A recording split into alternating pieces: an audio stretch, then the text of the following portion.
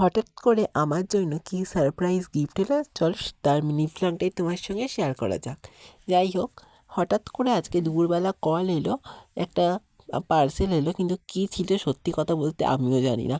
তোমরা যদি গেস করতে পারো কী আছে তাহলে অবশ্যই আগে কমেন্ট করো, ওকে? আমি কিন্তু বুঝতেই পারছিলাম না এর মধ্যে কী আছে, তারপরে কিন্তু আমি বাড়ি নিয়ে চলে এলাম পার্সেলটা।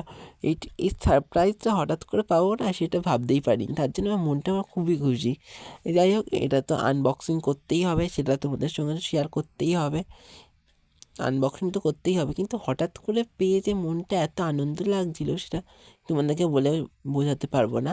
তোমরা সবাই জানো এবার এটা কিন্তু আনবক্সিং করতে হবে, নয়তো হবে না। এবং হ্যাঁ, যারা বুঝতে পারবে অবশ্যই গেস করো। না, এবার তো তোমাদেরকে দেখিয়ে দিতেই হবে, বলো কী আছে। যাই হোক, গেস করতে পারলে অবশ্যই কমেন্ট করো।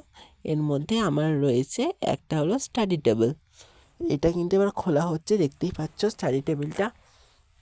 দাঁড়াও, তোমাদের স্টাডি টেবিলটা একটু ভালো করে দেখিয়ে দিই।